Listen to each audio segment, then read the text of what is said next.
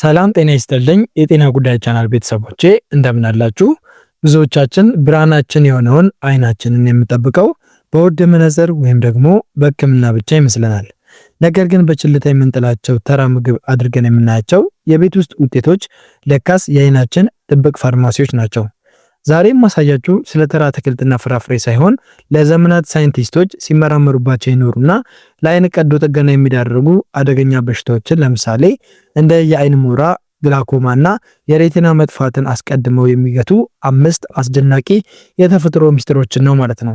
በዚህ ቪዲዮ ውስጥ በኩሽናችን ውስጥ የሚገኙ ምግቦች እንዴት እንደ ተፈጥሯዊ የፀሐይ መነጽር እንደሚያገለግሉና የእይታ እድሜያቸውን እንዴት እንደሚያራዝሙ በዝርዝር ማሳያችሁ ይሆናል ማለት ነው።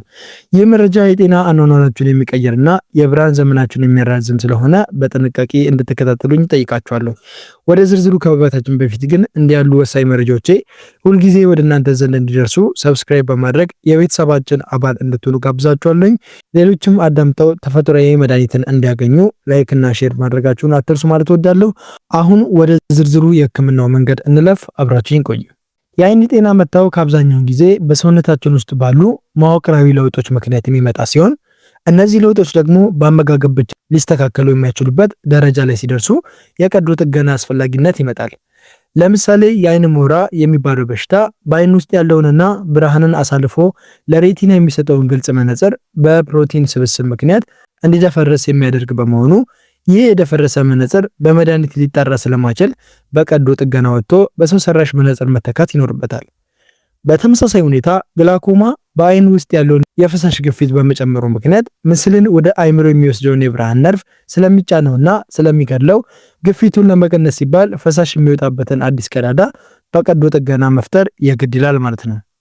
ሌላኛውና እጅግ አደገኛው የሬቲና መገንጠል ደግሞ ብርሃን ተቀባዩ የአይን የኋላ ክፍል ከሚመግበው የደም ስር ንብርብር ተለይቶ ሲወድቅ የሚከሰት ሲሆን ይህ ንብርብር ምግብና ኦክሲጅን ስለሚያጣ ወዲያውኑ በሌዘር ወይም ደግሞ በቀዶ ጥገና ተመልሶ ካልተጠበቀ እንግዲህ ዘላቂ እውርነትን ሊያስከትል ይችላል ማለት ነው።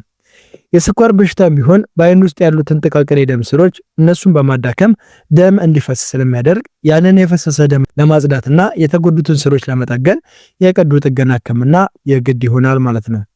ምንም እንኳን እነዚህ በሽታዎች ለቀዶ ጥገና የሚዳርጉ ቢሆኑም አመጋገብ ግን በሽታው ገና በጅምር ላይ እያለ እንዳይባባስ ወይም ደግሞ ከቀዶ ጥገና በኋላ አይናችን ቶሎ እንዲያገገም በማድረግ ረገድ የማይተካ ሚና ያላቸውን 5 ድንቅ የአይን መድኃኒት የሆኑት ምግቦችን በስፋት እናያለን ማለት ነው። ለምሳሌ አንደኛና ቀዳማዊው ጥቁር አረንጓዴ ቅጠላቅጠሎች ናቸው። ጥቁር አረንጓዴ ቅጠላቅጠሎች ወይም እንደ ቆስጣና ጎመን ያሉት ማለት ነው ለአይን ጤንነት ወሳኝ የሆኑትን ሉቲን እና ዚአክሳቲን የተባሉ ተፈጥሯዊ ንጥረ ነገሮችን በከፍተኛ መጠን ስለያዙ ነው።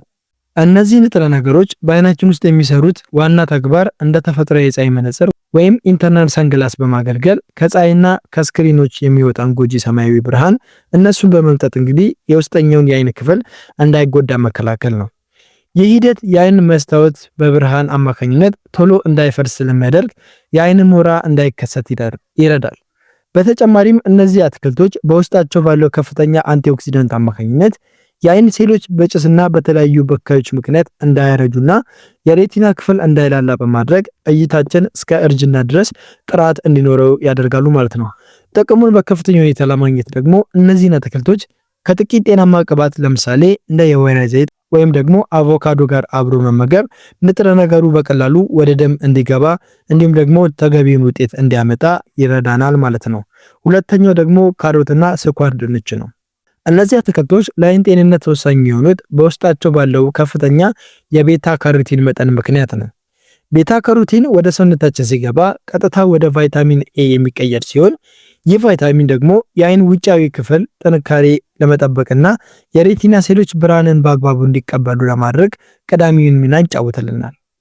በተለይ በዝቅተኛ ብርሃን ወይም በምሽት የመመለስ አቅማችን እንዲጨምር ስለሚረዳ የምሽት እውርነትን ወይም ናይት ብላይንድነስን ለመከላከል ይረዳል።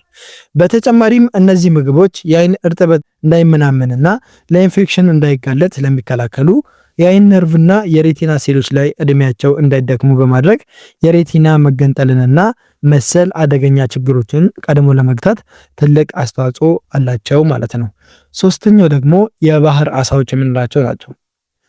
እነዚህ ምግቦች ለአይን ጤንነት እጅግ አስፈላጊ የሆነውን ኦሜጋ 3 ፋቲ አሲድ በከፍተኛ መጠን ይዘዋል። ኦሜጋ 3 ፋቲ አሲድ በአይናችን ሬቲና ውስጥ በከፍተኛ መጠን የሚገኝ የተፈጥሮ ስብ በመሆኑ የሬቲና ሴሎችን መዋቅር ለመጠበቅና የደም ዝውውርን ለማሳለጥ ቀዳሚውን ሚናን ይጫወታሉ። ይህ ንጥረ ነገር በአይናችን ውስጥ የሚገኘውን የፈሳሽ ዝውውር በማስተካከልና ግፊትን በመቀነስ ለግላኮማ መከሰት ምክንያት የሚሆነውን ከፍተኛ የአይን ግፊትን ለመከላከል ይረዳል። በተጨማሪም ኦሜጋ 3 የአይን እንባ አመራረትን በማሻሻል አይናችን እንዳይደርቅና ለኢንፌክሽን እንዳይጋለጥ ስለሚከላከል የእይታ ጥራትን ለመጠበቅ ወሳኝ የሆነ መድኃኒት ነው ማለት ነው። አራተኛው ደግሞ እንደ ለውዝ፣ ሱፍና ጥራጥሬ ያሉ ምግቦች ሲሆኑ እነዚህ ደግሞ ለየት የሚያደርጋቸው ቫይታሚን ኢ እና ዚንክን የተባሉ ንጥረ ነገሮችን አጣምረው የያዙ በመሆናቸው ነው። ቫይታሚን ኢ በአይን ውስጥ ያሉ ጤናማ ሴሎች በባከኑ ሞለኪውሎች አማካኝነት እንዳይጠቁና እንዳያረጁ የሚከላከል ጠንካራ ጋሻ ሲሆን ይህም በተለይ በእድሜ መግፋት የሚመጣን የእይታ መቀነስን ለመግታት ይረዳል። ዚንክ ደግሞ ቫይታሚን ኤ ከጉበት ተነስቶ ወደ ሬቲና እንዲጓጓዝና አይናችን ከከፍተኛ ብርሃን እንዲከላከል ሜላኒን የተባለ ቀለም እንዲያመርት ረዳት ሆኖ ያገለግላል።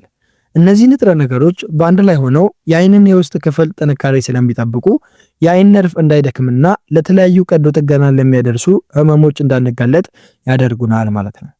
አምስተኛና የመጨረሻው መድኃኒት የሆነው ምግብ ደግሞ ብርቱካን፣ ሎሚና ፓፓያ ናቸው። እነዚህ ፍራፍሬዎች በከፍተኛ የቫይታሚን ሲ ይዘታቸው ይታወቃሉ። ቫይታሚን ሲ ደግሞ ለአይን ጤንነት እጅግ አስፈላጊ የሆነ አንቲ ኦክሲዳንት ነው።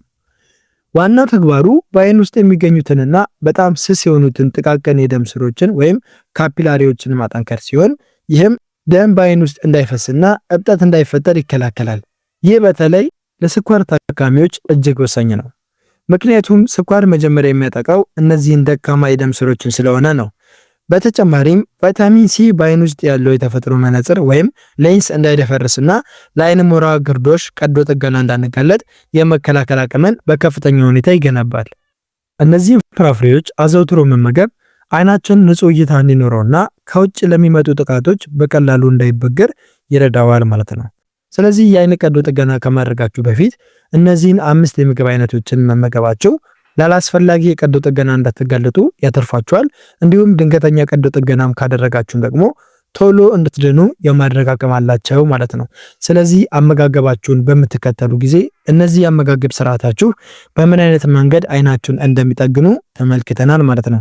እናንተም ደግሞ እነዚህን የአመጋገብ ስልቶች በስርዓቱና በአግባቡ በመጠቀም አይናችሁ ላይ ለሚፈጠሩ አላስፈላጊ በሽታዎች እንዳትጋለጡ ማድረግና ከተጋለጣችሁም ደግሞ አላስፈላጊ ቀዶ ጥገና እንዳታደርጉ የሚከላከሉ ስለሆኑ ተጠቅሟቸው። እንደዚሁም ደግሞ ቀዶ ጥገናም ካደረጋችሁ ደግሞ እነዚህ የአመጋገብ ስርዓቶች ቁስሉ ቶሎ ድኖ እይታችሁ ወደ አግባቡና ከዚህ ቀደም ወደ ነበረው ጤንነቱ በአግባቡ እንዲመለስ ስለሚያደርጓችሁ ተጠቅሟቸው ማለት እወዳለሁ ማለት ነው።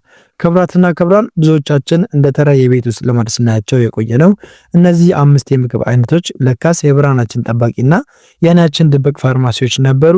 ዛሬ የተመለከትናቸው ነጥቦች ተፈጥሯዊ የሆኑት ቅጠላቅጠሎች፣ አትክልቶችና ፍራፍሬዎች ለዓይናችን አስተዋጽኦ ጥራት፣ ለሬቲናችን ጥንካሬና ለደም ስሮቻችን ጤንነት ያላቸውን ዘርፈ ብዙ ጥቅም በቂ ግንዛቤ እንዳስገነዘብኳችሁ ተስፋ አደርጋለሁኝ።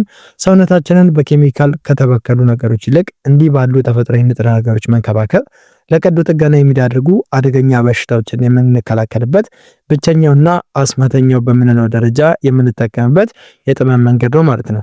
በዛሬው ውይይታችን ላይ ያላችሁን አስተያየት እንዲሁም በሌላ የአይን ጤና ርዕሰ ጉዳይ እንድንወያይ የምትፈልጉት ጥያቄና ሀሳብ ካለ ኮሜንት ላይ አጋሩኝ። ሁሉንም በጥንቃቄ የማነብና ተገቢው ምላሽ ለእናንተ የማደርስ ይሆናል ማለት ነው። ይህ መረጃ ለብዙዎች ደርሶ የሰዎችን ብርሃን እንዲታደግ ሼር ማድረጋችሁን አትርሱ። በሚቀጥለው ዝግጅታችን ሌላ ጠቃሚ ጤና መረጃ ይዤላችሁ እስከመለስ ድረስ በያላችሁበት ሰላምና ጤና ለእናንተ ይሁን። ሰላም ሁኑ።